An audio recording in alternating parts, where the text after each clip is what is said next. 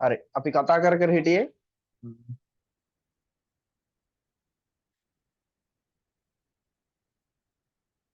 හරි මෙන්න මේ ඔප්ටිකල් එන්කෝඩර්ස් ගැන.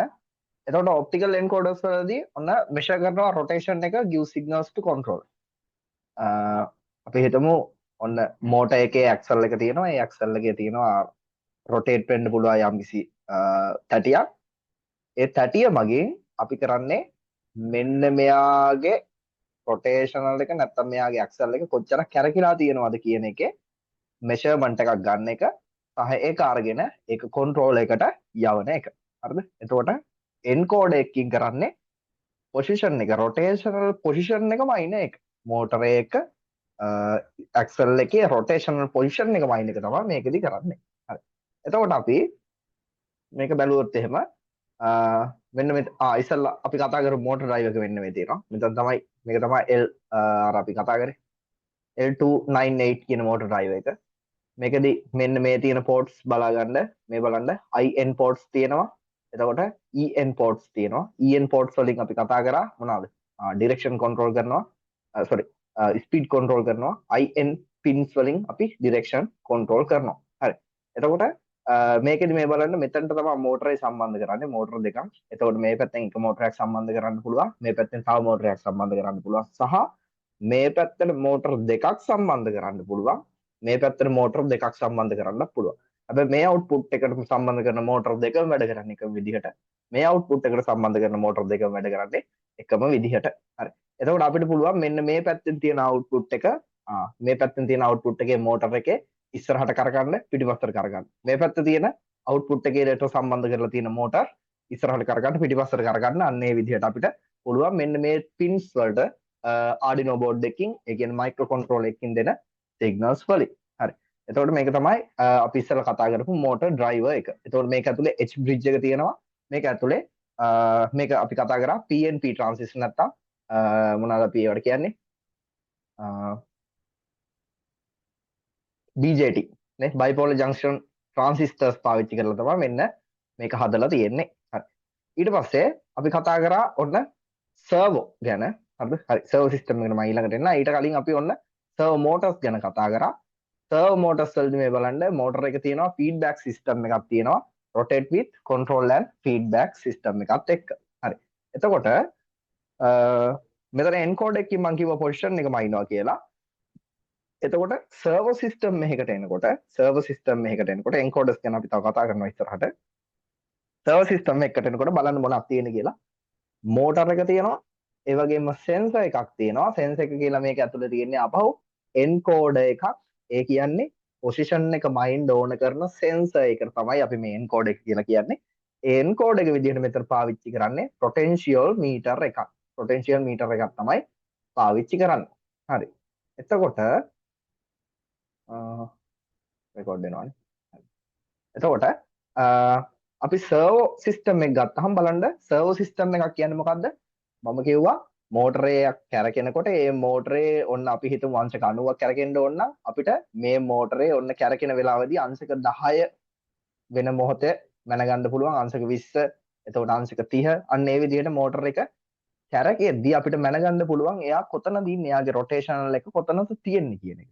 එතකොට අපිට අංශක 90ක් කරගන්න ඕන නම් මෙයා හරියටම අංශක 90ක් කරගන්න පුළුවන්. ඊට පස්සේ සර්වෝ මෝටර් එකට දැනුමක් තියෙනවා රොටර් එක මොන වෙලාවෙ කොතනද තියෙන්නේ කියන එක ගැන. හරිද? එතකොට පොසිෂන් එක දන්නවා.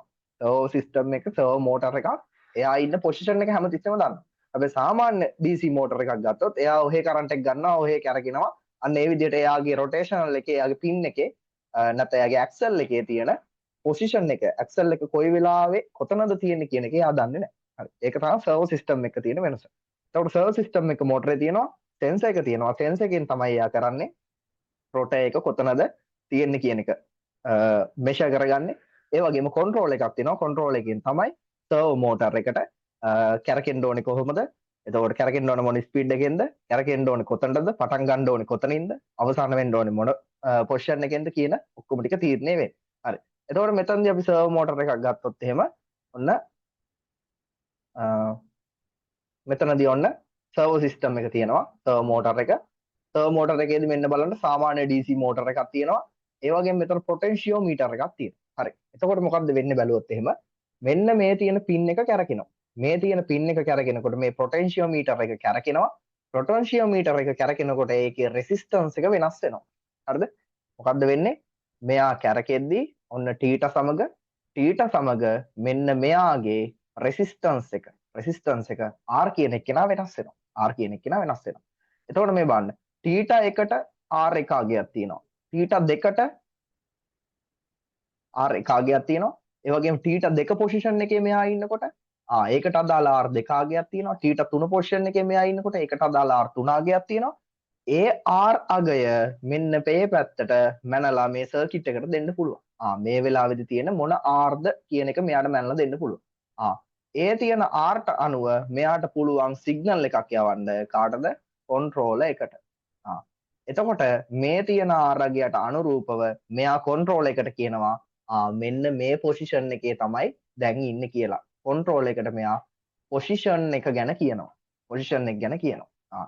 ඒ වගේම කන්ට්‍රෝල් එකෙන් මොකද කරන්නේ? කන්ට්‍රෝල් එකෙන් මෙයාට සිග්නල් දෙනවා කොතනටද කැරකෙන්න ඕනේ කියලා. මේ බලන්න මෙතනින් කන්ට්‍රෝල් එක ඉන්න පොසිෂන් එක මෙයා දෙනවා. ඒ කියන්නේ θx කියලා මම ගන්නවා. θx කන්ට්‍රෝල් එක දැන් මෙන්න මෙයා ඉන්න පොසිෂන් එක θx නම් θx කියන එක මෙයාට කියනවා කන්ට්‍රෝල් එකට කියනවා. ඒ වගේම කන්ට්‍රෝල් එකෙන් සිග්නල් එක දෙනවා අපි කැරකෙන්න ඕනේ මෙන්න මේ ඩිසයිඩ් අවුට්පුට් එක දක්වා කියලා. එතකොට එරර් එක මෙතනින් බලලා ඉවරලා තමයි කන්ට්‍රෝල් එක මෙන්න මේ පැත්තට දෙන්නේ. එතකොට මෙතනදී නැවතත් ලූප් එකක් හැදිලා තියෙනවා. හරිද? එතකොට ඩිසයිඩ් අවුට්පුට් එක දක්වා මෙන්න මේ කියන එක්කෙනා කැරකෙනවා. මෙයා කැරකෙන දශමයක් ගානේ මෙන්න මේ පොටෙන්ෂියෝමීටර් එකේ පොටෙන්ෂල් නැත්තම් රෙසිස්ටන්ස් එක වෙනස් වෙනවා. ඒ රෙසිස්ටන්ස් අගයට අදාළව මෙන්න මේ තියෙන θ කියවීම් ටික මෙයාට යවනවා කියන්නේ මේ රොටර් එක තියෙන මෙන්න මෙතන තියෙන රොටර් එක තියෙන මේ රොටර් එක ඉන්න පොසිෂන් එක ගැන අපිට කියන්න පුළුවන් සහ මයික්‍රෝ කන්ට්‍රෝලර් එකට සිග්නල්ස් යවන්න පුළුවන්. එතකොට මේකෙදි වෙන්නේ ඇත්තටම මේ සර්වර් සිස්ටම් එකකදී අපිට කන්ට්‍රෝල් කරන්න පුළුවන්. ඒ වගේම රොටර් එකේ පොසිෂන් එක ගැන data යවන්න පුළුවන් කන්ට්‍රෝලර් එකට. ඒ වගේම රොටේෂනල් එක කොතනද තියෙන්න ඕනේ කියන එකට data ගන්න පුළුවන්. ඒකට අනුව වැඩ කරන්න පුළුවන්. හරිද? එතකොට ඔන්න ඔය කියන විදිහට තමයි සර්වර් සිස්ටම් එක වැඩ කරන්නේ. හරි. එතකොට මෙතනදී අපි කතා කරා මෙන්න බලන්න ඔප්ටිකල් එන්කෝඩර්ස් ගැන. එතකොට මේ බලන්න මේ මෙතනදී තියෙන ඔප්ටිකල් එන්කෝඩර් එකක් නෙමෙයි. මෙතනදී එන්කෝඩර් එක විදිහට වැඩ කරන්නේ කවුද? පොටෙන්ෂියෝමීටර් එක. හරිද? පොටෙන්ෂියෝමීටර් එක පාවිච්චි කරලා තමයි අපි මෙයාගේ පොසිෂන් එක මැන්නේ. හරි. මෙන්න මේ වගේ වෙලාවකදී බලන්න සාමාන්‍ය මෝටරයක් තියෙනවා. මෙන්න මේ කොටස ඇතුලේදී අපිට බලා ගන්න පුළුවන් මෙන්න මේ විදිහ රොටර් එකක් තියෙනවා. ඒක මෝටරේ කැරගෙද්දි කැරකෙනවා.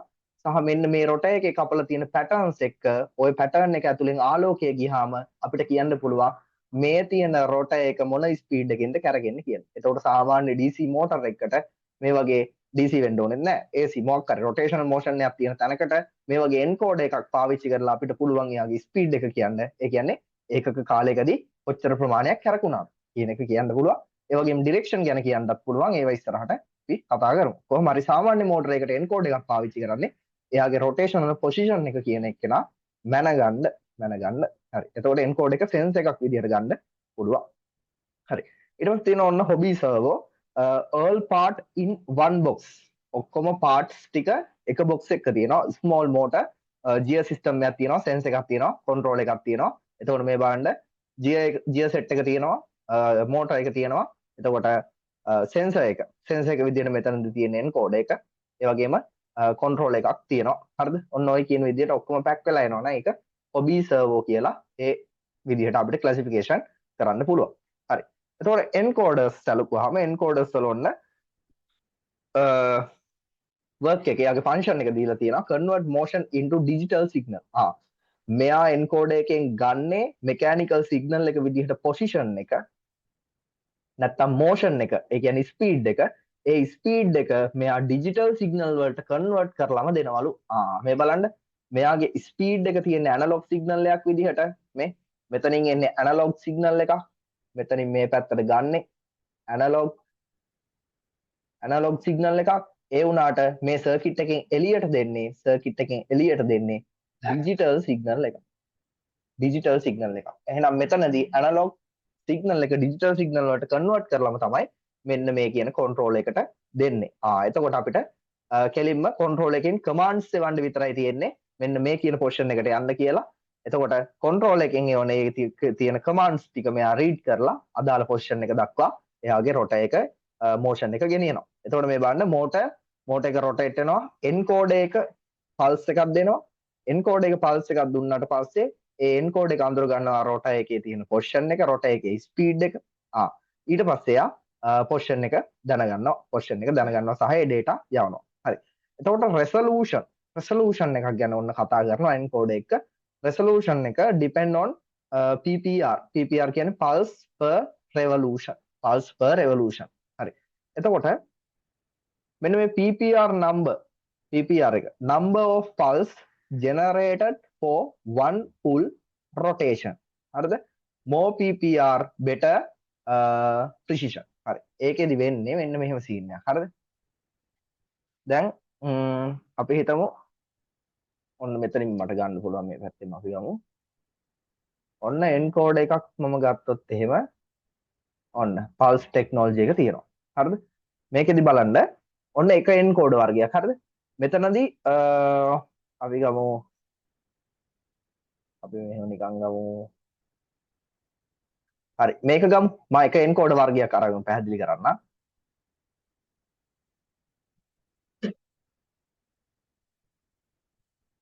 හරි මෙන්න මේ විදිහට encode එකක් ගමු.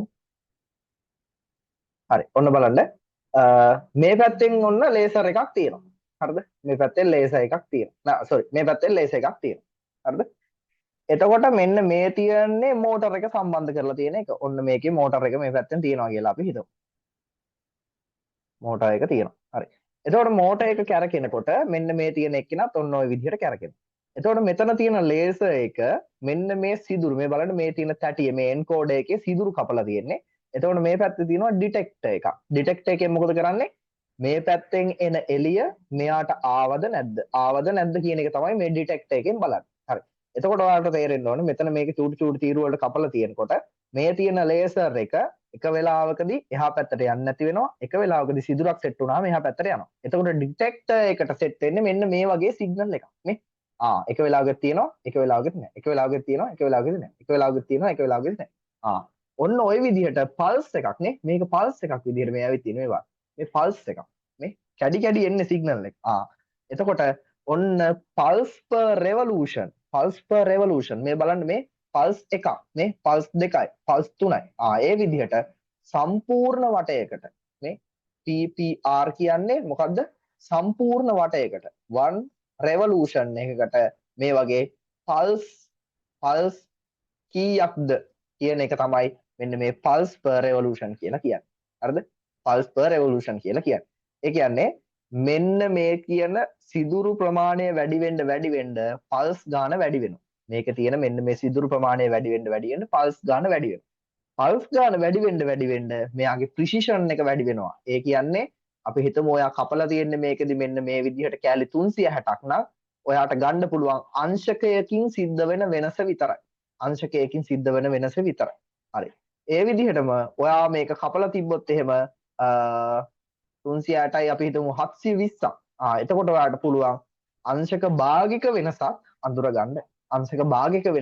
අඳුරගන්නත් ඔයාට පුළුවන්. ඒ කියන්නේ හරියටම අංශක භාගික වෙනසක 0.5 අංශක accuracy එකකට ඔයාට control එකකට දත්ත යවන්නත් පුළුවන් සහ control එකකින් දත්ත අරගෙන ඒ position එක achieve කරන්න පුළුවන්.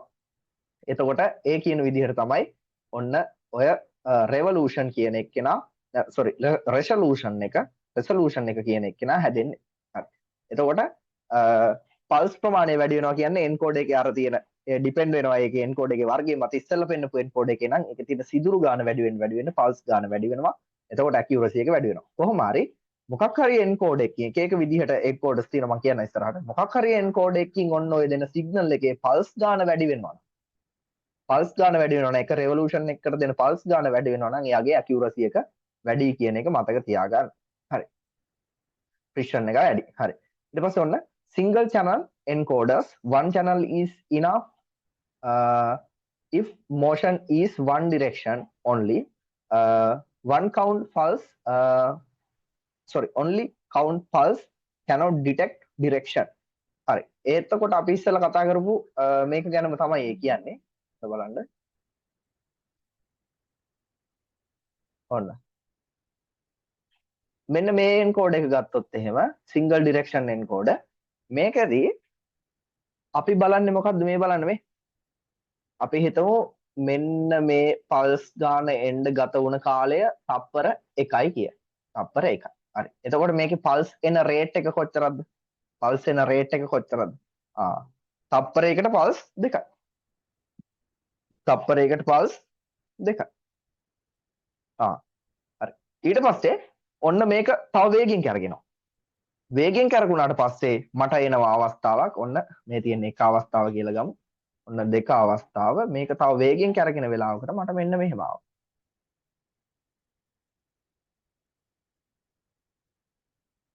හරිද? ඔන්න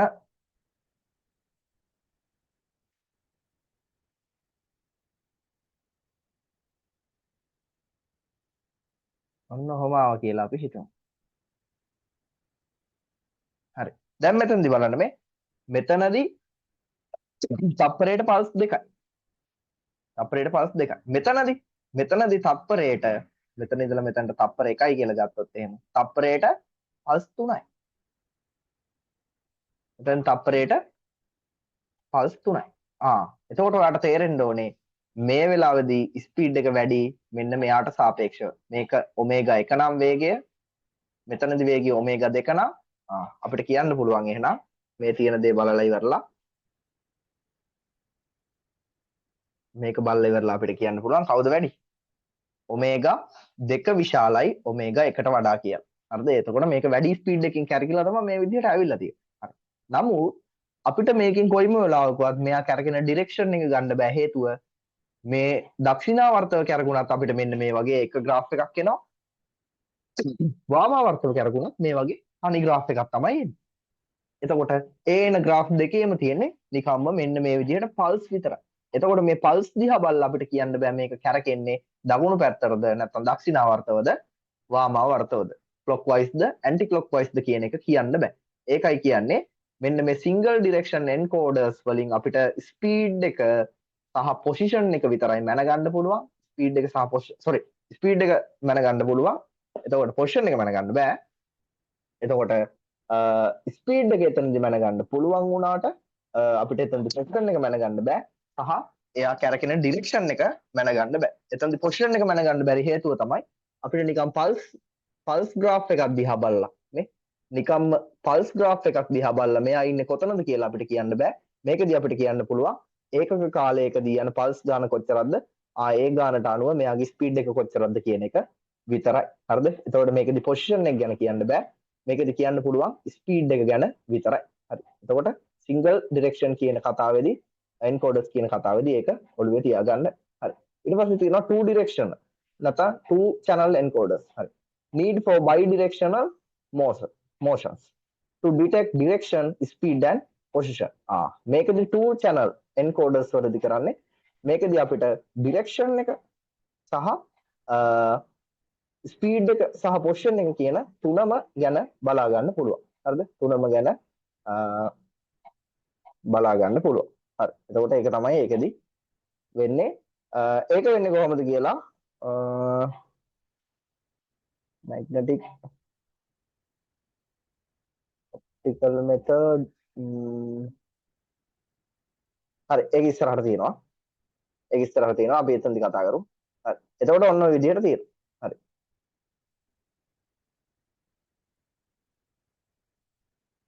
එතකොට two channel encoders වලදී අපිට bidirectional motion එකක් ගැන හිතන්න පුළුවන්. ඒ කියන්නේ මේකෙදි single channel එකේදී එන්නේ එක output එක එක graph එකයි අපිට එන්නේ. two channel එකේදී graph දෙකක් එනවා. එතකොට මේ graph දෙක දිහා බලලා තමයි අපි කියන්නේ. ඒක මම ඉස්සරහට කියන්නේ. හරි. ඊට පස්සේ ඔන්න pulse technology එක ගැන තියෙනවා. pulse technology එකේදී බලන්න pulse එකක් සමාන digital signal එකක්. ඒ කියන්නේ බිඳුව හෝ එක තියෙන. හරි. එතකොට method to convert mechanical motion to digital motion on off. හරි. එතකොට මෙතනදී බලන්න මෙතනදී මම කිව්වා වැරදි. මෙතනදී මේ pulse එකක් විදිහට මේ on එකක් විතරක් නෙවෙයි off එකකුත් ගන්න පුළුවන්. හරිද? ඒ කියන්නේ මෙතනදී අපිට ගන්න පුළුවන් බලන්න මේ එකයි මෙතන එකයි ඕෆ් එකක්නේ දෙකයි මේක 3යි. එතකොට මෙතනදි පල්ස් 3යි. මෙතනදි පල්ස් 3යි එක හදාගන්න. මෙතනදි බලන්න 1යි 2යි 3යි 4යි 5යි. මෙතනදි පල්ස් 5යි. හරිද? ඒත් අර ස්පීඩ් එක අර විදිහමයි. නමුත් පල්ස් ගාන කවුන්ට් කරනකොට බලන්න පල්ස් එකක් කියන්නේ එක සහ බිඳුව කියන ස්ටේට් දෙකම පල්ස් විදිහට ගන්නවා. දෙකම පල්ස් විදිහට ගන්නවා කියලා මෙතන තියෙනවා. හරි. එතකොට method to convert mechanical motion to digital on off signal. හරි. එතකොට mechanical motion එක තමයි rotational motion එක. ඒ rotational motion එක අපි අතන graph එකේදී අවිල්ලා තියෙන්නේ බලන්න 1.1.1 විදිහට. ඒ කියන්නේ digital signal එකක් විදිහට. හරි. ඒකෙදි types තියෙනවා. ඔන්න අපිට මුලින්ම හම්බ වෙනවා magnetic method එක. ඊට පස්සේ mechanical contact method එක. ඊට පස්සේ optical method එක. හරි. අපි බලමු ඒ කියන ඒවා මොනවාද කියලා. හරි. එතකොට ඔන්න මුලින්ම තියෙනවා magnetic method එක. magnetic method එකේදී බලන්න use magnetic field magnet plus sensor. එතකොට මොකද වෙන්නේ? rotate වෙනවා magnet එක, sensor detect කරනවා change එක, ඊට පස්සේ pulse එක generate වෙනවා. හරි. මෙන්න තියෙනවා magnetic encoder එකක්. මේ බලන්න මෙතනදී මෙයාගේ මේ තියෙන කොටසෙන් අපිට පුළුවන් මෙන්න මේ magnetic field එකේ graph එකක් ගන්න. මෙතන magnetic field එක, මෙතන කාලය. ඒ කියන magnetic field එකේ තියෙන ඔන්න ඔය කියන වෙනස් වීම. මෙයා කැරගෙනකොට මෙතන magnetic field එක වැඩි වෙනවා. ඊට පස්සේ හිස් තැනක් එනකොට magnetic field එක අඩු වෙනවා. ආයෙ magnet එකක් එනකොට වැඩි වෙනවා. අන්න ඒ කියන විදිහට මේ බලන්න අපිට pulse ටික මේකෙදිත් ගණන් කරගන්න පුළුවන්. එහෙනම් මෙතනදිත් මොකද වෙන්නේ? මෙතනදිත් pulse හැදෙනවා. pulse හැදෙනවා නම් ඒකක කාලයකදී මෙතන ලැබුණු pulse ගානෙන් අපිට ස්පීඩ් එක ගැන මේකෙදිත් කියන්න පුළුවන්. නමුත් මේකදී ආලෝකය නෙමෙයි පාවිච්චි වෙන්නේ. ඉස්සෙල්ලා වගේ ලේසර් එකක් නෙමෙයි පාවිච්චි වෙන්නේ. මේකදී magnetic field එක තමයි පාවිච්චි වෙන්නේ. magnetic field එක තමයි පාවිච්චි වෙන්නේ. එතකොට magnetic encoder එකක් තමයි මෙන්න මෙතන තියෙන්නේ. එතකොට ඒකේ advantages බලන්න. working dust. මේ තියෙන magnet දෙක අතරට dust එක දූවිලි ආවා කියලා magnetic field එකට බලපෑමක් එන්නේ නැහැ. ඒ නිසා දිගින් දිගටම dust තියෙන environmental එක උනත් අපිට මේක පාවිච්චි කරගන්න පුළුවන් කිසි ප්‍රශ්නයක් නැතුව. මේ magnetic way එකට magnetic field එකට ඒකෙන් ප්‍රශ්නයක් වෙන්නේ නැහැ. එතකොට working oil තියෙන තැනක අපිට magnetic field එක අවුලක් නැතුව තියෙන හින්දා ඒක පාවිච්චි කරගන්න පුළුවන්. ඊට පස්සේ strong and durable මේක ගොඩක් කල් පාවිච්චි කරගන්න පුළුවන් සහ ශක්තිමත් කියලා කියනවා. හරි. ඊට පස්සේ disadvantage ගත්තොත් lower accuracy. මේකෙදි ගන්න අපි magnetic field එකේ change එක. මේ කාලයත් එක්ක magnetic field එකේ change එක. එතකොට අපිට මේක හරියටම එන්නේ නැහැ අර වගේ කැඩි ගානට discrete එකක්. ඒ කියන්නේ මෙන්න මේ වගේ ලස්සන ශ්‍රිතයක් අපිට එන්නේ නැහැ. මේ වගේ ලස්සන ශ්‍රිතයක් අපිට එන්නේ නැහැ නේ. එහෙනම් මේ වගේ ශ්‍රිතයක් එන්නේ නැත්නම් අපිට එන්නේ අන්න අර වගේ පොඩ්ඩක් කැඩුණු ශ්‍රිතයක්. හරි. නමුත් ඒකදී අපිට පල්ස් ගාන ගණන් කරගන්න පුළුවන්. නමුත් මේ තරම් accuracy එකක් නැහැ. හරිද? එතකොට ඔන්න ඔය කියන විදිහට disadvantage තියෙනවා low accuracy than optical encoder. optical encoder එකට වැඩිය accuracy එක අඩුයි. හරි. ඊට කියනවා mechanical contact method. use physical contact. example rotating this touch switch. හරි. ඔන්න හිතන්න මෙන්න මේ වගේ කෙනෙක්. හරි. ඔන්න තියෙනවා මම මෙතන ගන්න.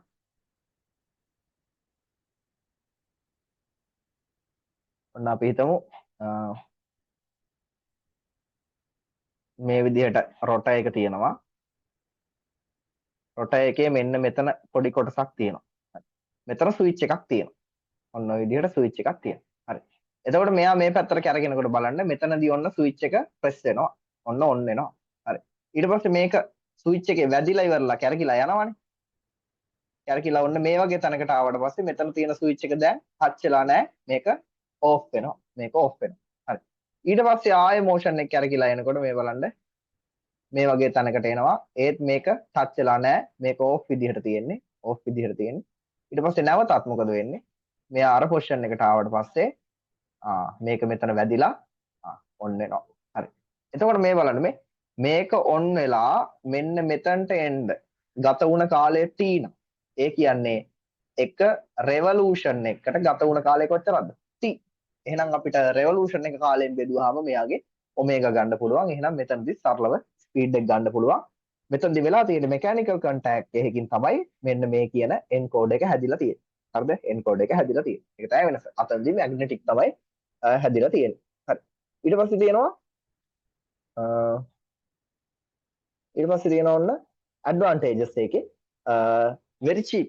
හරිද? දැන් මේ වගේ සිස්ටම් එකක් ගොඩක් ගණන් අඩුයි මේ වගේ එකකට සාපේක්ෂව. හරිද? නමුත් මේක ඩියුරබිලිටි එක අඩුයි. ඒ වගේම මේක සිම්පල් මෙකැනිසම් එකක්. එතකොට ඩිස්ඇඩ්වාන්ටේජ් කියවොත් එහෙම wears out. එතකොට මේක වැදිලා මෙකැනිකල් කන්ටැක්ට් එක මූවමන්ට් එකක් තියෙනවා. කියන්නේ මේක වියර් වෙනවා අනිවාර්යෙන්ම. ඊට පස්සේ බවුන්සින් ප්‍රොබ්ලම්. මෙයා මේක වැදිලා මේකෙදි බවුන්සින් වෙනවා. එතකොට ඒ සිග්නල් වල තියෙන බවුන්සින් ප්‍රොබ්ලම්ස් ටික ඒ සිග්නල්ස් වලට එන හින්දා ඒ සිග්නල් අපිට අපහු කොන්ට්‍රෝල් එකට ගන්නකොට අඳුර ගන්න බැරි ප්‍රශ්න එන්න පුළුවන්. හරි. ඊට පස්සේ low speed capability.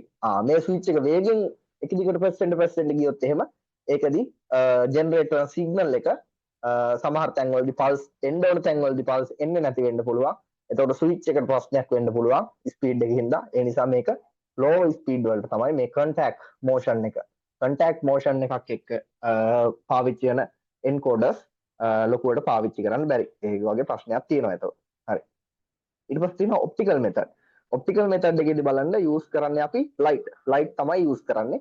එතකොට මේකෙදි තියෙනවා reflective සහ transmittive. හරි. එතකොට අපි ඉස්සෙල්ලා කතා කරා වන්න transmittive ඒවා. මෙන්න මේ වගේ නේ. මේ පැත්තෙන් emit කරනවා laser එක ඊට පස්සේ මේ පැත්තෙන් detect කරනවා. හරි. එතකොට ඕවා මෙන්න මේ transmitters. හරිද? මෙන්න මේ transmissive කියන ගණයට තමයි ඒවා වැටෙන්නේ. ඒ වගේම reflective. බලන්න මේකෙදි තියෙන්නේ මේ පැත්තෙන් තියෙනවා laser එක මේකේ තියෙනවා ඒ laser එක පරාවර්තනය කරන්න පුළුවන් කොටස්. අරගේ සිදුරු තිබ්බ වෙනුවට මේකේ සිදුරු වෙනුවට තියෙන්නේ පරාවර්තනය කරන්න පුළුවන් නිකන් කන්නඩි කෑලි කියලා හිතන්න. එතකොට කන්නඩි කෑල්ලක් සෙට් වෙනකොට මෙයාට සිග්නල් එක එනවා. කන්නඩි කෑල්ලක් සෙට් වෙන්නේ නැති වෙන වෙලාවට මෙයාට සිග්නල් එක එන්නේ නැහැ. එතකොට මේකෙදී රිෆ්ලෙක්ට් වෙලා තමයි එන්නේ මේ ආලෝකය ඉන්නේ. එතකොට මෙයා පල්ස් ටික ජෙනරේට් කරගන්නවා මෙයාගේ මෝෂන් එකත් එක්ක. එතකොට මෙතනදී රිෆ්ලෙක්ටිව් කියන කොටස තමයි මෙතනදී පාවිච්චි වෙලා තියෙන්නේ. එතකොට ඔප්ටිකල් කියන්නේ ආලෝකය පාවිච්චි කරනවා. එතකොට ඔප්ටිකල් එකේ දෙකයි රිෆ්ලෙක්ටිව් සහ ට්‍රාන්ස්මිසිව් කියලා දෙන්නේ කියනවා. හරිද? උදාහරණයක් light passes through rotating disc sensor detect light pulse. හරිනේ? light එකක් pass වෙනවා. මෙන්න මේ තියෙන මොකද්ද මේ rotating disc එක හරහා rotating disc එකකින් ඊට පස්සේ ඒක reflect කරන reflective එකක කරන reflect වෙලා sense එකට එනවා. ඊට පස්සේ transmittive එක ගන්න transmit වෙලා එහා පැත්තට ගිහිල්ලා sense එකට එනවා. ඒ කියන්නේ මේ පැත්තේ වගේ transmission මේක අපි මේ receiver එක තියාගත්තොත් එහෙම ඒ receiver එකට මේ පැත්තෙන් signals එනකොට ඒක බලා ගන්න පුළුවන්. හරි. එතකොට මේකේ advantages තියෙනවා high accuracy. මේකේ accuracy එක වැඩි. light එක හරියටම තීව්‍රතාවයෙන් අනුව අපිට හරියටම මොන පොසිෂන් එකේද තියෙන්නේ හරියටම කොතනද තියෙන්නේ කොතන තිබ්බොත් සිග්නල්ස් එන්නේ කියන එක හරියටම අපිට accuracy එක ගන්න පුළුවන්. එතකොට high resolution එක වැඩි resolution එක කියන්නේ කුඩා මිනුම ගොඩක් වැඩි. අපිට මේකෙදි ගොඩක් චූටි සිදුරු කපලා ඉවරලා අපිට මේ වැඩේ කරන්න පුළුවන් හේතුව මෙන්න මේ තියෙන beam එක පොඩි වෙන්න අපිට මෙතනින් ගන්න පුළුවන් data ප්‍රමාණය වැඩි කරගන්න පුළුවන්. හරිද? කුඩා මිනුම වැඩි කරගන්න පුළුවන්. disadvantage දෙනවා sensitive to dust. දැන් බලන්න මේක light එකක්නේ. මේක මැද්දට dust එක ආවොත් එහෙම light beam එකේ way එක ඒක අවහිර වෙනවා. ඒක අවහිර වුණාට පස්සේ මේ පැත්තට light එක වැටෙන්නේ නැතුව යනවා. එතකොට light එක එන්න ඕන තැනකදී reflect වෙලා එන්න ඕන තැනකදී dust එක නිසා ඒක ආවේ නැත්නම් එහෙම ඒක error එකක් විදිහට තමයි එන්නේ නේ. එතකොට alignment required. එතකොට මේකදී හරියටම මෙන්න මේ තියෙන beam එක මේ තියෙන sense එක උඩට වැටෙන විදිහට මේක align වෙලා තියෙන්න ඕන. ඒ විදිහට align වෙලා තිබුණ නැත්නම් ඒත් signals receive කරගන්න බැරි වෙනවා හරියට. එතකොටත් මේක ප්‍රශ්නයක් එන්න පුළුවන්. හරි. ඊට පස්සේ absolute encoders. හරි. absolute encoders මෙන්න තියෙනවා. මෙතනදී absolute encoder එකක් තමයි මේ තියෙන්නේ. බලන්න මේකෙදී මේ සිදුරු වල සාමාන්‍ය විදිහට නිකන් තීරු නෙවෙයි කපලා තියෙන්නේ. මේකෙදි තියෙනවා සිදුරු වලත් පැටර්න් එකක්. තියෙනවා. එතකොට මේ જાති එන්කෝඩ් එකකින් අපිට කියන්න පුළුවන් වෙන්නේ පොසිෂන් එක ගැන නෙවෙයි. මේකෙදි අපිට කියන්න පුළුවන් ස්පීඩ් ගැන විතරයි. හරිද? එවන් මේකෙදි only speed. මේකෙදි ස්පීඩ් එක ගැන විතරයි කියන්නේ. මේකත් එහෙමයි. only speed. මේකත් එහෙමයිනේ. only speed. ස්පීඩ් එක ගැන විතරයි මේ වගේ කියන්න පුළුවන්. මේ වගේ ස්පීඩ් එක ගැන විතරයි කියන්න පුළුවන්. නමුත් මෙන්න මේ තියෙන එන්කෝඩර් එක පාවිච්චි කරොත් එහෙම අපිට ස්පීඩ් එක සහ හරිද? ස්පීඩ් එක ගැන කොහොමද කියන්න පුළුවන්? ඒ වගේම පොසිෂන් එක ගැන කියන්නත් පුළුවන්. පොසිෂන් එක ගැන කියන්නත් පුළුවන්. එතකොට මේ එන්කෝඩර් එක එහෙනම් වැදගත් එන්කෝඩර් එකක්. මේක ඇතුලේ තියෙන මෙන්න මේ පැටර්න්ස් ටික නිසා අපිට පොසිෂන් එක ගැන කියන්නත් පුළුවන්. අපි බලමු මේක කොහොමද වෙන්නේ කියලා. හරි. එතකොට ඔන්න each position has a unique digital code. හරි. අපි නිකන් හිතමු ඔන්න මෙතන තමයි transmission එක තියෙන්නේ. එතකොට මෙන්න මේ point එක යාට set වෙනකොට බලන්න මෙන්න මේ ඉර දිගේ මෙයාට ආවේනික මේ බලන්න මේ pattern එකක් තියෙනවා. ආවේනික pattern එකක් තියෙනවා. හරිද? එතකොට මෙතනට මේක කැරකිලා ගිහිල්ලා වෙන තැනක් සෙට් වුණාම එයාට ආවේනික pattern එකක් තියෙනවා. අන්න ඔය තියෙන patterns ටික කියවුවාම මේකෙදි මේ තියෙන encoder එක නැත්නම් මේ තියෙන disk එක අපිට බෙදන්න පුළුවන් positions වලට. positions වලට බෙදුවට පස්සේ මේකේ අපි හිතමු 258කට ඔයා positions 258කට බෙදලා තියෙනවා නම් මේ එක රවුම. එතකොට මේක මෙන්න මේ transmission මෙතනදී තියෙන contact එකත් එක්ක ඒක නවතින තැන සැලකුවාම මේ නවතින තැන position එක අපිට හරියටම කියන්න පුළුවන්. එතකොට absolute encoders වල තියෙන වැදගත්කම තමයි speed එක කොහොමද කියන්න පුළුවන් අපි කලින් පාවිච්චි කරපු encoders වල. නමුත් මේකෙදි position එක මෙයා නතර වෙලා තියෙන සහ යන්න ඕනේ decide positions ගැන හරියටම කියන්න පුළුවන්. එයාගේ මෙන්න මේ තියෙන patterns ටික නිසා. හරි. එතකොට at any position encoders directly tells exact angle and exact position. හරිද? එතකොට position එක ගැන කියන්න පුළුවන් නම් rotational position එක ගැන කියන්න පුළුවන් නම් ඉතින් angle එක කොහොමද කියන්න පුළුවන්. හරි. එතකොට මේ බලන්න අපි හිතමු අංශක බිඳුව. අංශක බිඳුව මෙතන කියලා හිතමුකෝ. මෙතන අංශක බිඳුවයි කියලා හිතමු. එතකොට මෙතන අංශක 90යි. ඊට පස්සේ මෙතන අංශක 180යි. මෙතන 270යි. නැවත මෙතන 360යි. ඔන්න ඔය විදිහට එනවනේ. හරි. එතකොට අංශක බිඳුව කියන තැනට අදාළව මෙන්න මේ බලන්න. අංශක බිඳුව කියන තැනට අදාළව අපිට තියෙනවා මොකද්ද මේ බයිනරි නම්බර් එකක්. හරිද? බයිනරි නම්බර් එකක් තියෙනවා. හරි. එතකොට මේක 1.1 කියන කොටස් වලින් ලියවලා ගත්තාම ඔන්න අපිට බිඳුව කියන එක මෙන්න මෙතනට ආවේනිකව අපි මෙතන හදලා තියෙනවා කියලා හිතන්න. හරි. ඊට පස්සේ මේක අංශක 1 වුණ ගමන් මේක බිඳුව 1 කියන පොසිෂන් එකට නිකන් යනවා කියලා අපි හිතමු. ඒ විදිහට අංශකෙන් අංශකයට මේ තියෙන pattern එක කියවන්දී මෙයාට විවිධ බයිනරි නම්බර්ස් එනවා. ඒ කියන්නේ එයා නිකමට හරි අංශක 90 කියන තැනදී නතර වෙලා ඉන්නවා නම් එයා control එකකට මෙන්න මේ කියන output එක දෙනවා. එතකොට control එක මේක කියවුවාම එයා තේරුම් ගන්නවා මේක ඉන්නේ අංශක 90 කියන position එකේ. ඊට පස්සේ කොයිම හරි වෙලාවකදී control එකට ආවොත් එහෙම මෙන්න මේ තියෙන බයිනරි නම්බර් එක එයා තේරුම් ගන්නවා මේ බයිනරි නම්බර් එකට අදාළව එයාගේ position එක මොකද්ද? අංශක 180 කියලා. හරිද? අන්න ඒ කියන විදිහට අපිට මෙයාගේ rotational position එක ගැන කියන්න පුළුවන් මෙන්න මේ absolute encoders කියන ඒ වගේ. හරි. එතකොට key advantages මේකේ තියෙනවා. position is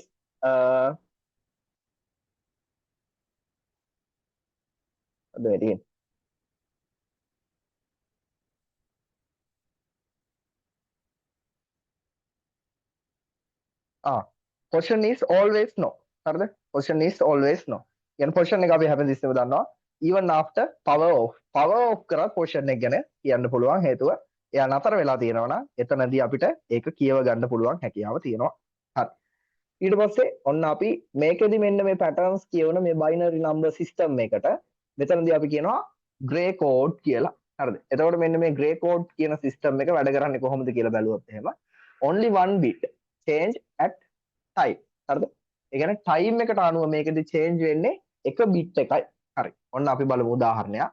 ඔන්න decimal බිඳුව binary වලින් අපි ලියුවොත් එහෙම අපිට ලියන්න පුළුවන් බිඳුව. ඔන්න මම numbers 3කින් තමයි ලියන්නේ. position 3කින් දෙනවා. එතකොට බිඳුව කියලා ලියන්න පුළුවන්. හරි.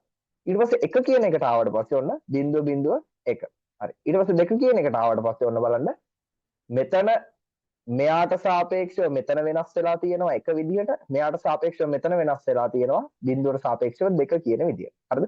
මෙතන ඉඳලා මෙතනට යනකොට change උනේ 1යි, මෙතන ඉඳලා මෙතනට යනකොට change වෙලා තියෙනවා numbers කීයක්ද මේ? මෙතන එක තිබුණ එක්කෙනා බිඳුව වෙලා තියෙනවා. එහෙනම් එක්කෙනෙක් වෙනස් වෙනවා. මෙතන බිඳුව තිබුණ එක්කෙනා එක වෙලා තියෙනවා. එහෙනම් දෙන්නෙක් වෙනස් වෙනවා. බිඳුව තිබුණ එක්කෙනා බිඳුවමයි. එහෙනම් මෙතනදී දෙන්නෙක් විතරයි වෙනස් වෙලා තියෙන්නේ.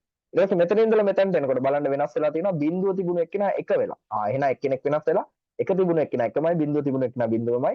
එහෙනම් එක නම්බර් එකයි වෙනස් වෙලා තියෙන්නේ. මේ බලන්න ඩෙසිමල් ගිහිල්ලා තියෙන්නේ එකින් එකට ඩෙසිමල් ගිහිල්ලා තියෙන්නේ එකින් එකට. නමුත් මේක වෙනස් වෙලා තියෙනවා එකකින් දෙකකින් අන්න ඒ කියන විදිහට. හරි. එතකොට මේ තියෙන normal binary. normal binary වලින් අපි binary වලට convert කරලා ගත්තාම මෙන්න මේ විදිහ තියෙනවා. එතකොට මේ කියන එක්කෙනා හරියන්නේ නැහැ. මේ කියන එක්කෙනා හරියන්නේ නැහැ. මේකෙදි 2 bit change එකක් එනවා වෙලාවකදී මේ. එක bit එකක් වෙනකොට bit දෙකක change එකක් එනවා. හරි. gray codes හදලා තියෙන්නේ හැමතිස්සෙම මොකද්ද? මේ only one bit change at a time. හරිද? time එකට අනුව වෙනස් වෙන්නේ එක bit එකයි. බලන්න මෙතන ඉඳලා මෙතනට වෙනස් වෙලා තියෙන්නේ මේ බිඳුව තිබුණු එක්කෙනා එක වෙලා. එහෙනම් එකයි. මෙතනට එනකොට බලන්න මේ එක තිබුණු එක්කෙනා එකමයි බිඳුව තිබුණු එක්කෙනා එක වෙලා. එහෙනම් එක්කෙනා වෙනස් වෙලා තියෙන්නේ. මෙතන බිඳුව තිබුණු එක්කෙනා බිඳුව. ඒත් එක්කෙනා වෙනස් වෙලා තියෙන්නේ. මෙතන ඉඳලා මෙතනට එනකොට මේ බලන්න එක තිබුණු එක්කෙනා බිඳුවයි. එක්කෙනෙක් වෙනස් වෙලා. මෙයා වෙනස් වෙලාද? නැහැ. මෙයා වෙනස් වෙලාද? නැහැ. ඒත් එක්කෙනායි වෙනස් වෙලා තියෙන්නේ. එතකොට gray code මෙන්න මේ number system එකේදී වෙන්නේ එක අගයකින් අගයකට මේ ඩෙසිමල් එක අගයකින් අගයකට මේකෙදි වෙනස් වෙන්නේ මෙන්න මේ තියෙන bit එක බැගින්. එක bit එක බැගින් තමයි වෙනස් වෙන්නේ. bit එක කියන්නේ මේ portion එක. හරි.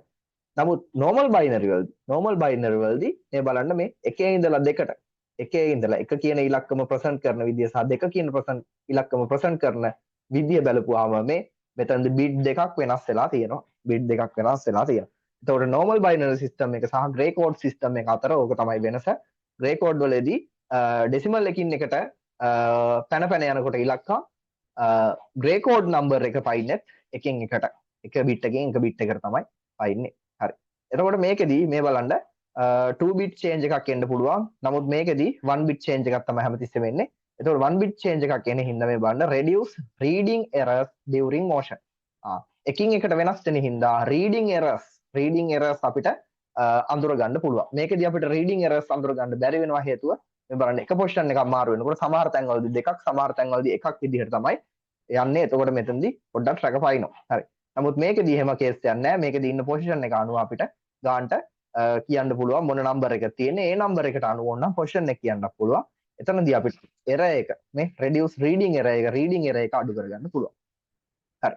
ඊට පස්සේ why absolute encoders complex. absolute encode එකක් ඇයි මේ වගේ complex වෙන්නේ කියලා බැලුවොත් එහෙම ඔන්න බලන්න need multiple outputs like multiple output lines ඕන වෙනවා. ඒ වගේම each bit won't need one wire. හැම bit එකකටම එක wire එක ගානේ ඕන වෙනවා. එතකොට 8 bit encode එකක් තිබ්බොත් එහෙම wire 8ක් ඕන වෙනවා. උදාහරණයක් මෙතන බලන්න මේ තියෙන encode එකකින් එන gray code එකක් නම් මෙතන bit position කීයක් තියෙනවද? මේ මෙතන bit position තියෙනවා 3ක්. මේ 1යි 2යි 3යි. ඒ කියන්නේ අපේ මේ තියෙන encode එකෙන් මෙතන තියෙන absolute encode එක ගත්තොත් එහෙම මේකෙන් එළියට එන්නේ මෙන්න මේ වගේ number එකක් නම්. ඔය වගේ number එකක් නම්. මේ තියෙන bit position 3ක් තියෙන්න ඕනේ. එතකොට මේ අපිට lines 3කින් තමයි මේක එළියට එන්න ඕනේ. මේ line එකෙන් මේකයි, මේ line එකෙන් මේකයි, මේ line එකෙන් මේකයි. එතකොට wire 3ක් ඕනේ. මේ wire එකෙන් එළියට එන එක්කෙනා volt 5 වෙන්නත් පුළුවන්, බිඳුව වෙන්නත් පුළුවන්. volt 5 නම් ඒක එක විදියට ගන්නවා, බිඳුව නම් බිඳුව විදියට ගන්නවා. ඒකට අනුව මේ number එක පිරෙනවා. මේ wire එකෙන් එන එක්කෙනා volt 5 වෙන්න පුළුවන්, බිඳුව වෙන්න පුළුවන්. 5ට අනුව 1, බිඳුවට අනුව බිඳුව. එතකොට මේකෙන් එන එක්කෙනාත් volt 5 වෙන්න පුළුවන්, බිඳුව වෙන්න පුළුවන්. 5ට අනුව 1, අතනින් බිඳුව. එහෙනම් මේ wire වලින් එන මේ output 1, output 2, output 3 විදිහට මේ වගේ එන ඒ වගේම තමයි final number එක හැදෙන්නේ. උදාහරණයක් ඔන්න output 1 එකෙන් 5 volt ඇවිල්ලා ඊට පස්සේ එහෙම ගත්තොත් output මෙතන output 1 එක තියෙනවා, 2 එක තියෙනවා, 3 එක තියෙනවා. මෙතන voltage එක ගත්තොත් එහෙම output 1 එකෙන් ඔන්න අපිට ආවා කියලා හිතමු voltage එක 0යි. ඊට පස්සේ output 2 එකෙන් අපිට ආවා කියලා හිතමු voltage එක 0යි. output 3 එකෙන් ආවා කියලා හිතුවොත් එහෙම voltage එක ඔන්න 5යි කියලා 5 වෝල්ට් කියලා. මේකෙදි මොකද්ද නම්බර් එක? 0.01 0.01 0.01ට ආවෙනික තීටා අගය එතකොට අපිට පෙන්නනවා. මෙන්න මේ වයර්ස් වලින් ඇවිල්ලා තියෙන අවුට්පුට් දිහා බැලුවාම ඒ අවුට්පුට් එක මේ වගේ නම් ඒකට ආවේනික තීටා කෝණය නැත්නම් ඒකට ආවේනික පොසිෂන් එක අපිට කියන්න පුළුවන්. ඒක තමයි මේ එන්කෝඩර් normal absolute encoder එකේ තියෙන වාසිය. ඒ වගේම bit position 3කට තමයි මම ඔය කිව්වේ. bit position 8ක් වගේ තිබ්බොත් එහෙනම් මේකේ accuracy එක වැඩි. හැබැයි ඒ position 8ට අදාළව එළියට ගන්න ඕනේ wires ටික තියෙනවා. ඒ wires වල change එකත් එක්ක අපිට කියන්න පුළුවන් එයාගේ මොකක්ද ඒ වෙලාව තියෙන gray code එක. ඒ gray code එකට අනුව තියෙන position එක මොකක්ද කියලා කියන්න පුළුවන්. හරි. එතකොට ඒක complex වෙනවා ටිකක්. ඒ එළියට ගන්න output wires set එකත් එක්ක read කරන හින්දා code එක read කරන හින්දා. හරි. ඊට පස්සේ කියනවා resolution limitations කියන ගත්තොත් එහෙම resolution depend on number of bit ගාන අනුව bits කොච්චරක්ද කියන එක මත resolution එක තියෙන වෙනවා. හරි. මං කිව්වා ඉස්සල්ලා ඔන්න bits 3යි නම් තියෙන්නේ. හරිද? bit position 3යි නම් තියෙන්නේ. ඔන්න අපි හිතමු bit position ගාන n bit position ගාන n අපිට ගන්න පුළුවන් ඔන්න bit ගාන n නම් එතකොට අපිට එක රවුමක් බෙදන්න පුළුවන් කොටස් කීයකටද කියලා බැලුවොත් එහෙම කොච්චර කරද?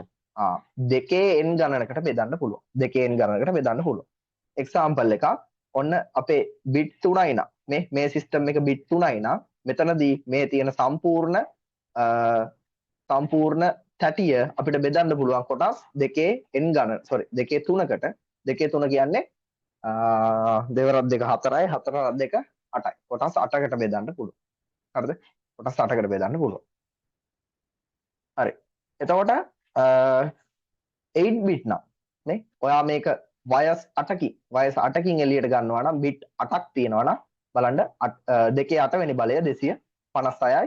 එතකොට bit 10ක් ගන්නවා නම් ඔයාට numbers 10ක් එළියට ගන්න පුළුවන් නම් ඒකෙදි ඔයාට බෙදා ගන්න පුළුවන් මේ තියෙන 30 positions 1027කට. එතකොට තේරෙනවා ඔයාට bits ගාන වැඩි වෙනකොට එහෙම මේ 30 බෙදන්න පුළුවන් positions ගාන වැඩි වෙනවා. 30 බෙදන්න පුළුවන් positions ගාන වැඩි වෙනවා කියන්නේ 30 මෙයා ඉන්නේ එක වෙලාවකදී ඉන්නේ කොතනද කියන එක අංශක වලින් ඒ වගේම කලා වලින් ඒ වගේම විකලා වලින් දක්වා මෙයාගේ තියෙන accuracy එක වැඩි වෙගෙන යනවා. ඒ කියන්නේ කුඩාම මිනුම ගොඩක් අඩු වෙගෙන යනවා. හරි. ඊට පස්සේ තියෙනවා ඔන්න 8 bit encoders කියන්නේ.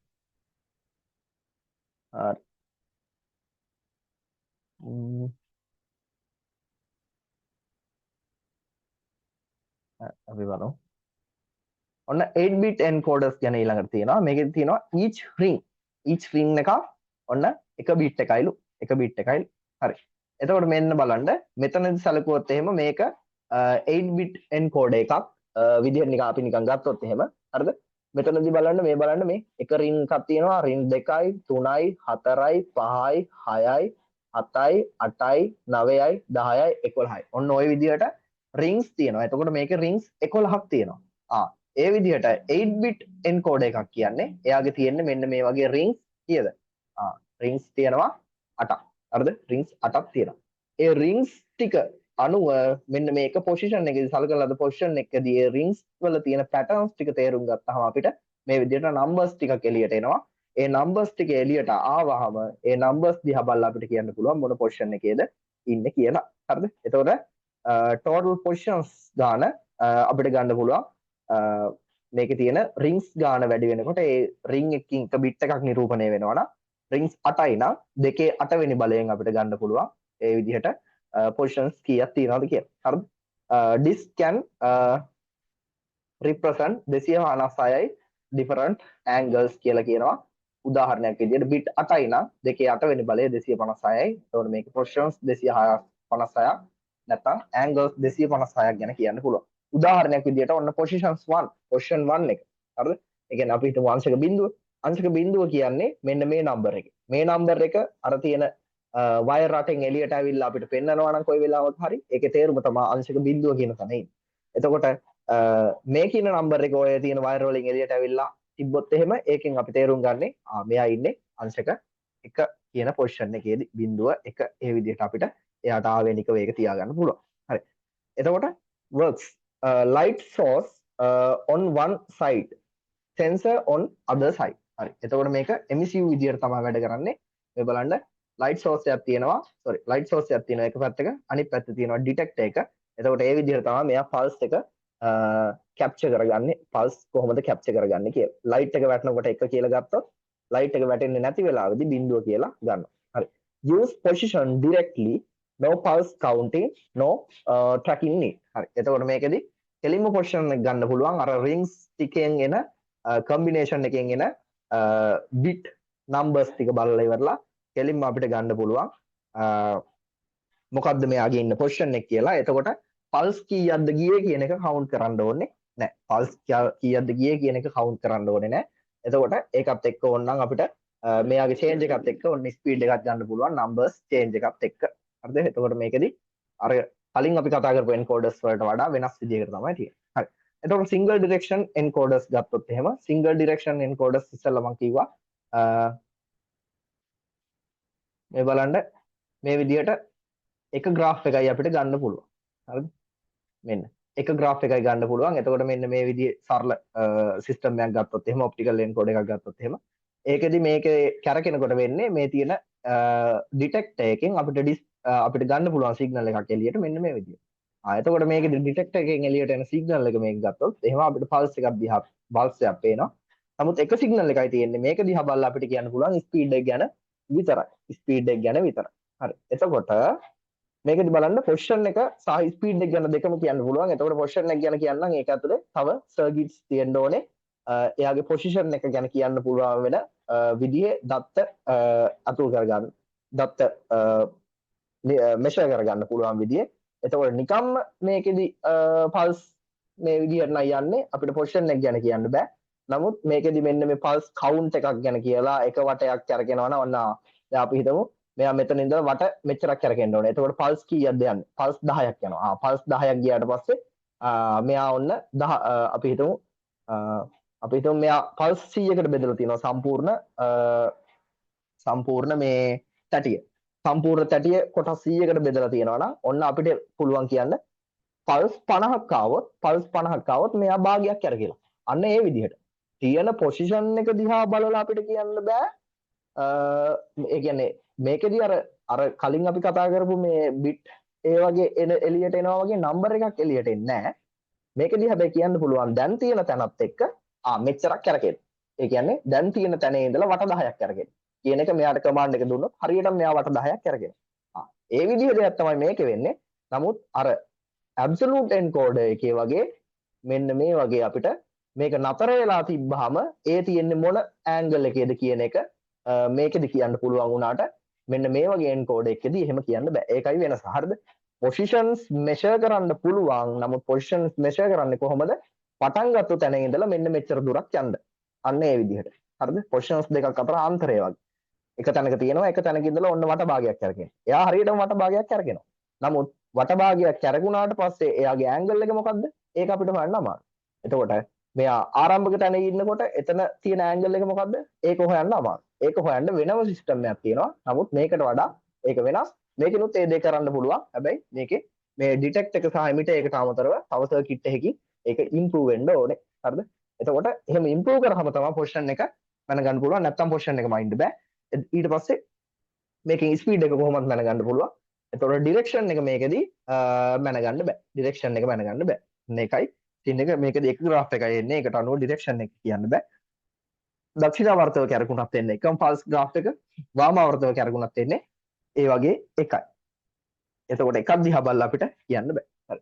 එතකොට position එක ගත්තොත් එහෙම count numbers of pulse speed. ඒක තමයි ඉස්සෙල්ලා මම කිව්වේ. position එක මෙයා කියන්නේ count කරනවා pulse ගන්න. දැන් ඉන්න තැන ඉඳලා ඔන්න pulse 50ක් කරකිලා තියෙනවා.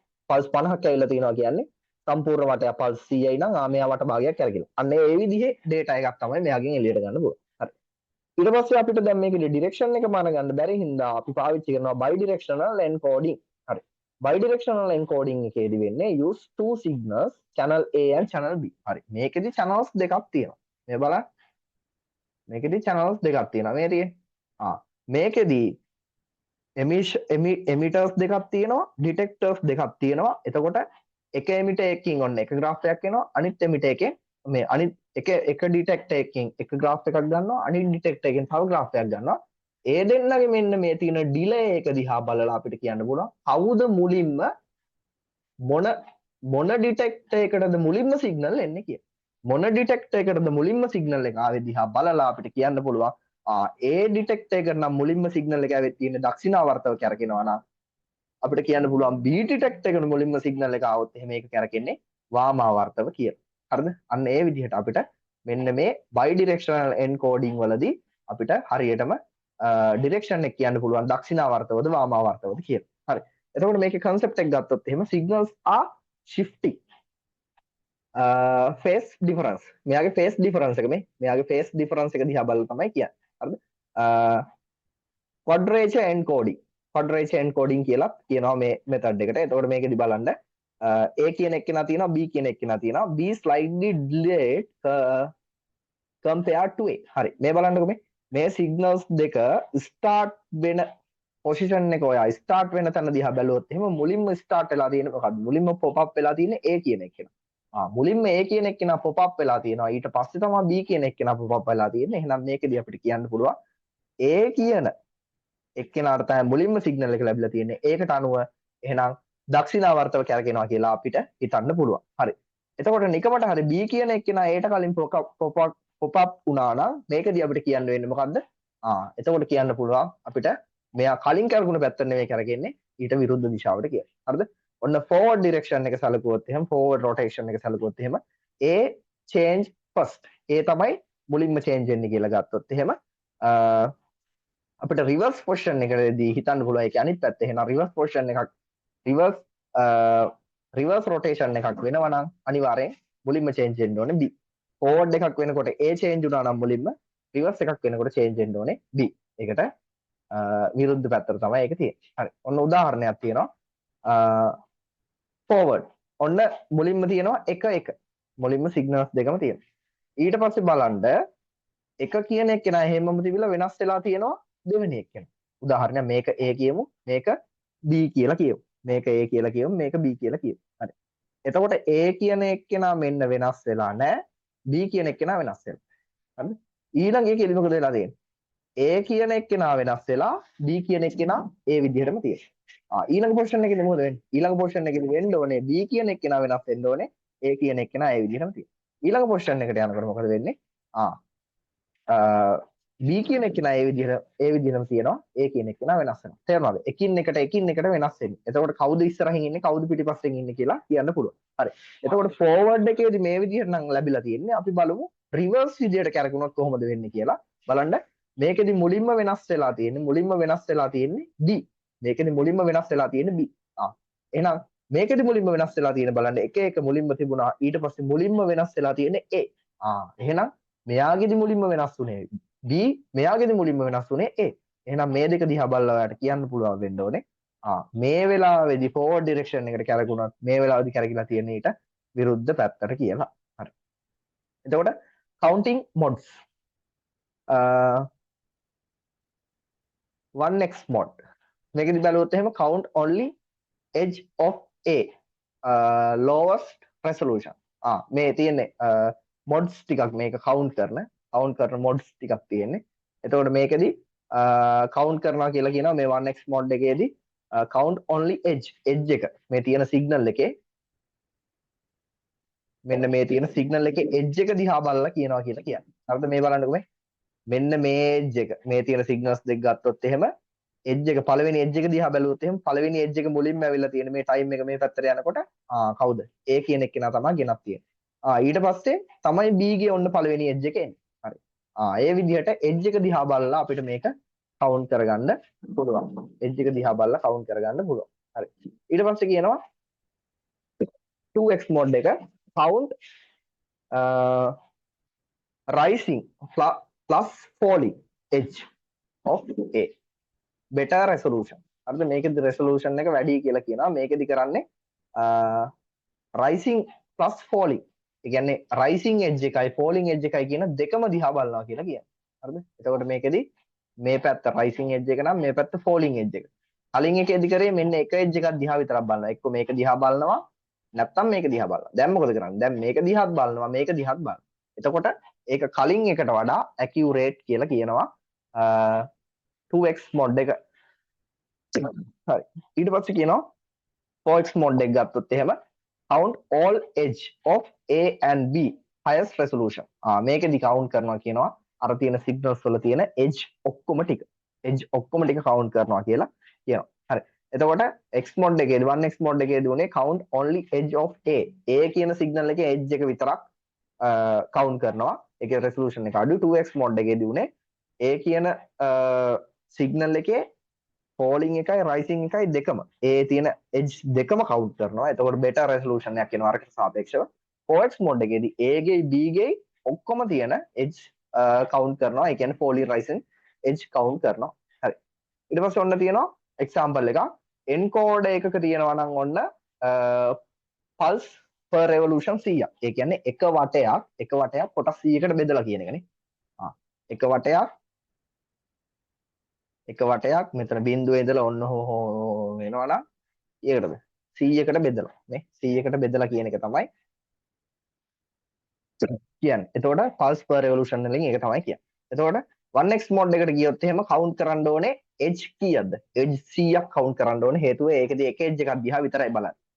2x mode එකට ගියොත් rising edge එකයි falling edge එකයි කියන දෙකම count කරන්න ඕනේ. එතකොට rising edge 100ක් තියෙනවා මේකේ falling edge 100කුත් තියෙනවා. ඊට පස්සේ 4x mode එකට ගියොත් එහෙම A ගේ rising edge falling edge 200යි එතකොට rising edge 100යි falling edge 100යි 200යි B ගේ rising edge 100යි falling edge 100යි එතනත් 200යි ඔක්කොම 400ක් count කරන්න ඕන. හරිද? edge ගාන වැඩි වෙනකොට accuracy එක වැඩි වෙනවා. more edge ගාන බලනකොට අපි edge දිහා falling rising edge දිහා බලනකොට edge වැඩි වෙන්න අපි බලන edge ගාන වැඩි වෙන්න accuracy එක වැඩි වෙනවා. හරිද? හරි. ඊට පස්සේ ඔන්න ස්ලයිඩ් 30 ඔන්න ගානක් තියෙනවා අපි බලමු. මුලින්ම තියෙනවා මේක බැලුවොත් එහෙම මේ පළවෙනි එජ් එක දිහා බැලුවොත් එහෙම මේ සිග්නල් එක ඔන්න එනකොට මුලින්ම වෙනස් වෙන්නේ A. A කියන එක්කෙනා මුලින්ම වෙනස් වෙනවා. ඊට පස්සේ තමයි B කියන එක්කෙනා වෙනස් වෙන්නේ. එතකොට මේක forward වෙනවා. ඊට පස්සේ case 2 එකේදී බලන්න මුලින්ම වෙනස් වෙන මේ සිග්නල් එක මෙන්න මෙහෙම එනකොට මුලින්ම වෙනස් වීම ලැබෙන්නේ B ගේ. B වෙනස් වෙලා තියෙන මුලින්ම මෙතනදී Aට සාපේක්ෂව. එතකොට මෙතන තිබුණු සිස්ටම් මෙතන තිබුණු කන්ඩිෂන් එක නැත්නම් මෙතන තිබුණු ස්ටේට් එකේ ඉන්වර්ස් එක තමයි මෙතන තියෙන්නේ. ඒ කියන්නේ මෙතනදී අනිවාර්යයෙන්ම කැරකිලා තියෙන ඊට විරුද්ධ දිශාවට. හරි. ඊට පස්සේ why if falls without quadrature if A and B are not අනුවයි shifted signals may change at same time problems. හරි. මේකෙදි මේ මම අරකට උත්තරේ ලියලා තියෙන්නේ. එතකොට බලන්න මේ උත්තරේ මොකද්ද කියන්නේ කියලා. ස්ලයිඩ් එක දාගමු. කොහොමද?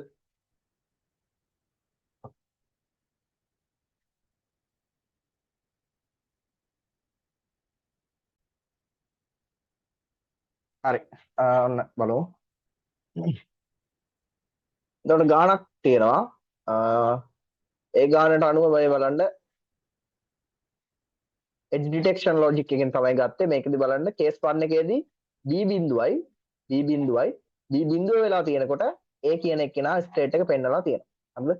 A කියන එක්කෙනා ස්ටේට් එක පෙන්නලා තියෙනවා. දෙවෙනි එකේදී B එක වෙලාවට A කියන එක්කෙනා ස්ටේට් එක බිඳුව විදිහට තියාගෙන තියෙනවා.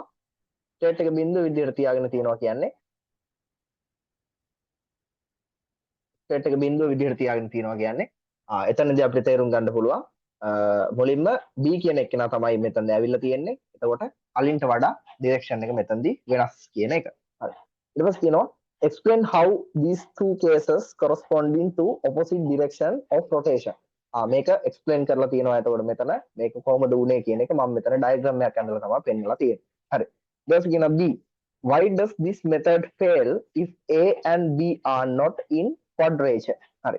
එතකොට මේක fail වෙන්නේ ඇයි කියලා අහනවා. A and B are not in quadrature. quadrature එකේ A and B කියන දෙන්න හිටියේ නැත්නම් ඒක fail වෙන්නේ ඇයි කියලා කියනවා. හරි. එතකොට බලමු why if fails without quadrature. quadrature නැතුව ඇයි මේක fail වෙන්නේ කියලා බලුවොත් එහෙම if A and B are not අංශක 90කින් shifted වෙලා නැහැ. A and B අංශක 90කින් shifted වෙලා නැහැ. signals may change at same time.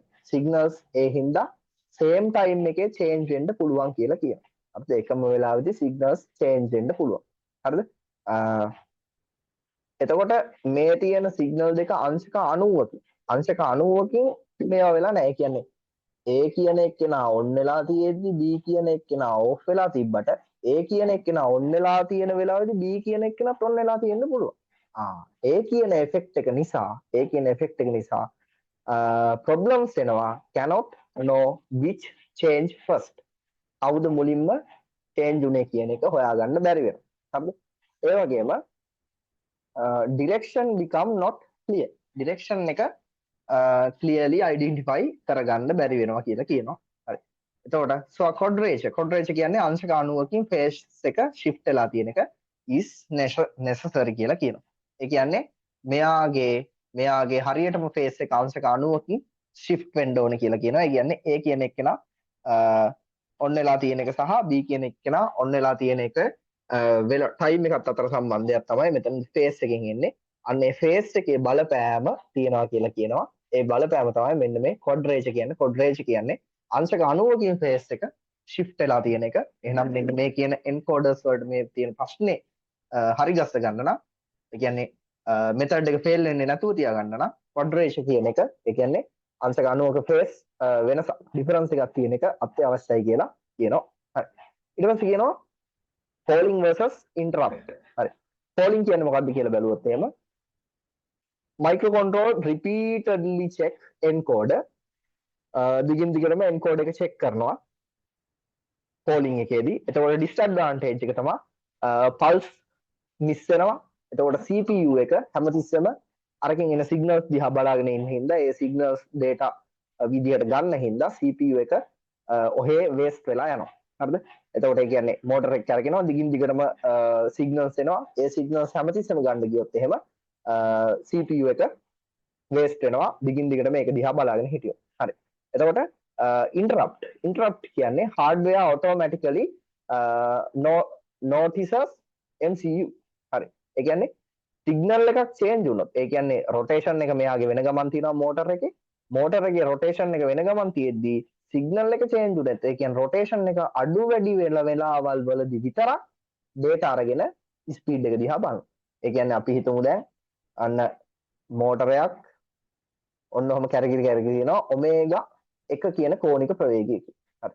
එතකොට මේකදී හැමතිස්සෙම එන්නේ එකම අපි හිතමු මේකේ bit 3ක number එකක් එන්නේ කියන්නේ. හැමතිස්සෙම එන්නේ ඔන්න 1.1. 1.1. ඇයි නිතරම තියෙන්නේ omega 1. හැමතිස්සෙම මේ signals ටික එන්නේ. මේ signals ටික හැමතිස්සෙම ගන්න ගියොත් එහෙම processor එක waste වෙනවා. නේ? processor එක waste වෙනවා. ඒ හින්දා මේ වෙලාවේදී මේක neglect කරලා දානවා. හරිද? මේ වෙලාවේදී මේක neglect කරලා දානවා. එතකොට data ගන්නෙ නැහැ. මේ වෙලාවේදී data ගන්නෙ නැහැ. හරිද? හැබැයි මෙයාගේ මෙන්න මේ විදිහට omega 1 ඉඳලා මේක වෙනස් වුණොත් එහෙම omega 2ට. omega 2ට වෙනස් වුණොත් එහෙම. එතකොට මේ එකම විදිහට තිබිලා t සමානයි බිඳුවේ ඉඳලා ඔන්න t සමානයි t1 වෙනකන් එකම විදිහට තිබිලා t සමානයි t1 ඉඳලා t සමානයි t2 වෙන මොහොතේදී මේ බලන්න change එකක් ඇවිල්ලා තියෙනවා. change එකක් ආව ගමන් මෙයා බලන්න ගන්නවන්න වෙනසක් වෙලා තියෙනවා. දැන් data ගන්න ඕනේ කියලා. එහෙනම් change උන ගමන් තමයි data collect කරන්න ගන්නෙ. එතකොට change එකක් වෙන වෙලාවට විතරක් data collect කරාම මෙන්න මේ වගේ තැනකදී CPU එක waste වෙන එක නැත්තම් data දිගටම analyze කරන එක නවත්තලා දාපු හින්දා මෙන්න මේ කියන අපිට processor එකේ තියෙන computational cost එක අඩු කරගන්න පුළුවන්. හරි. එතකොට advantages තියෙනවා එකේ no missed pulse, fast response, efficient CPUs. හරි. ඉක්මනට response එනවා. ඒ වගේම pulse miss වෙන්නේ නැහැ සහ efficiently CPU එක use වෙනවා කියලා කියනවා. හරි. ඒක මම ඉස්සෙල්ලා කිව්වා. හරි. එතකොට polling එකේදී කරන්නේ අපි දිගින් දිගටම check කර ඉන්නවා. interrupt එකේදී කරන්නේ ටික උදාහරණයක් ගත්තොත් එහෙම ඔන්න අපි ඉන්නවා දැන් ගේ ඇතුලේ ඉන්නවා. හරිද? ගේ ඇතුලේ ඉඳලා අපි පුටුවක් දාගෙන සාලේ පුටුවක් දාගෙන බලාගෙන ඉන්නවා කවුරු හරි එනවා. දිගින් දිගටම බලාගෙන ඉන්නවා කවුරු හරි එනවද කවුරු හරි එනවද කවුරු හරි එනවද කියලා බල බල ඉන්න. එතකොට අපේ වෙලාව අපරාධෙනේ. ඒ වගේ වැඩක් තමයි පෝලිං එකේදී වෙන්නේ. දිගින් දිගටම data ගන්නවා. දිගින් දිගටම data ගන්නවා. නමුත් ඉන්ටරප්ට් එකේදී වෙන්නේ අපි දොර වහලා තියෙන්නේ කවුරු හරි ඇවිල්ලා බෙල් එක ගැහුවට පස්සේ අපි ගිහිල්ලා බලනවා. එතකොට බෙල් එක වැදුනහම තමයි අපි ගිහිල්ලා බලන්නේ. එතකොට අපි දිගින් දිගටම data ගන්න ඕනේ නැහැ. බෙල් එක වැදුනහම තමයි අපි ගිහිල්ලා data ගන්නෙ. ඒ කියන්නේ බෙල් එක වදිනවා කියන අවස්ථාවේදී මේකට අනුරූප වෙන්නේ කොහොමද? ඔමේගාගේ නැත්තම් පල්ස් වල චේන්ජ් එකක් ආව වෙලාවට ගිහිල්ලා බලලා data ගන්න. අන්න ඒ විදිහට තමයි මේකෙදි වෙන්නේ. හරි. එතකොට එන්කෝඩර්ස් ගැන ඔන්න ඔය ටික දැනගත්තා නම් ඇති. හරි. තව ස්ලයිඩ් බලන්න. බලන්න තව මේකේ ප්‍රශ්න ටිකක් එහෙම කරන්න.